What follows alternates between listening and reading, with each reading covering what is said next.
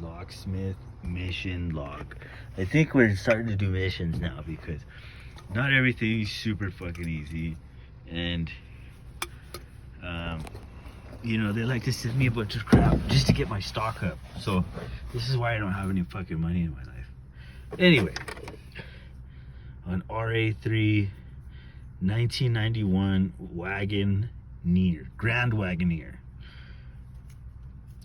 So I couldn't figure out how to take this lock out, like, to save my life. I couldn't figure it out. I honestly think there's clips, okay, that hold this cap on. You have to bend each one out, but to get to them, I don't know how.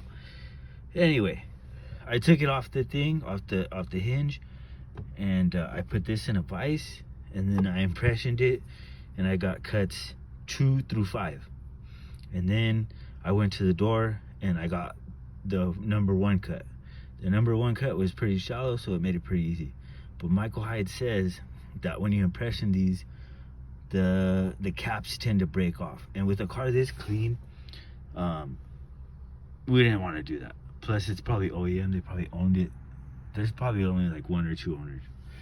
And look at that box, bro. That box is cool. It says Wagon Master 1993. Somebody made that with the nailer, a finish nailer, and something else, because it looks pretty good, and you can see the holes. They didn't put putty in the holes. You don't see that from factory. But you gotta check out this fucking car, man. This motherfucker is clean. 1991. I was born in this year, so this fucking thing is super clean. I don't know if it's got repainted, but it's fucking good. So the key goes down in this one.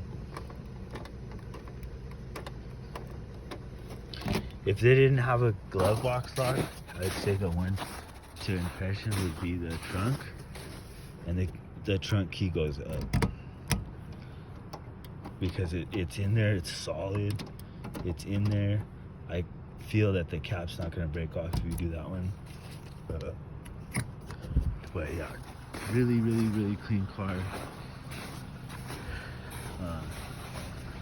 There's another video. I would impression things on video, but I don't really got anywhere to set up my camera.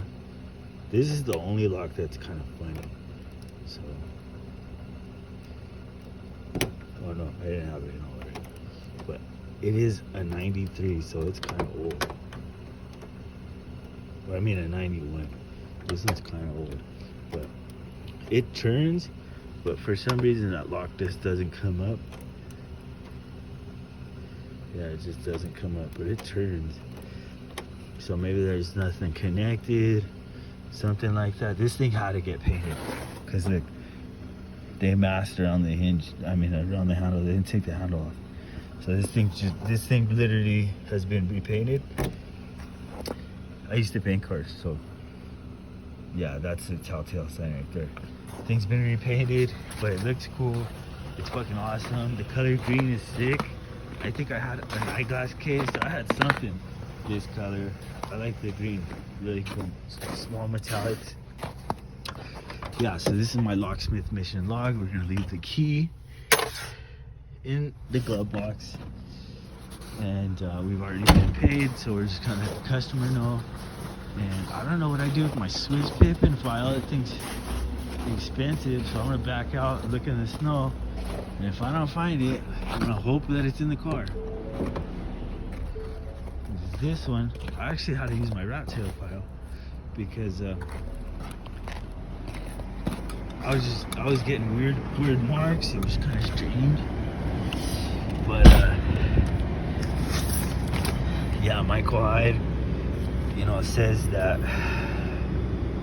you know, the caps come apart for some reason. This would be the only ignition that I would know that has a code on it for Jeep, Chrysler, Dodge. They just quit doing it for whatever reason. You gotta pull the freaking steering wheel off, so we're not gonna do that. They sell tryout keys for these things. I'm thinking about getting some. Yeah, definitely thinking about getting some. I was gonna cut this on my Gymkhana, but I think I need a different vise. I need an SV vise or an SV this thing that goes with my M jaw. So we're gonna get with Gymkhana and ask about that. And this code series in my Gymkhana won't come up. Only this code series comes up. So I don't know what that's about. But yeah, a very difficult impression, that's for damn sure. This is not one to practice on. I would say practice on a bunch of other things before you start doing this one. And this one, I filed my key to a knife's edge, because the first one I kept it flat because I like to keep my key pretty straight. Like as I got more into impressioning, now I just file off the top, so I keep the key as close to original or factory as I did. But this one, I knifed the shit out of it, because the first key I couldn't get it to work. I knifed the shit out of it, and I was impressioning down. And the second try, I was impressioning up like a normal impression, and like really giving it some elbow grease. The key's pretty strong, so you're not gonna break it as long as you got all the way in there. But yeah, it's not an easy one to do. I would say mortise cylinders.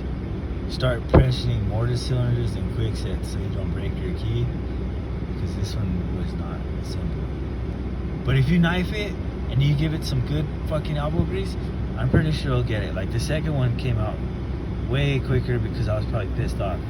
But we gave it a good long minute, and we got a key with 2 keys this time, because one of them didn't work. So there's my rat tail and my handy dandy favorite impressioning things.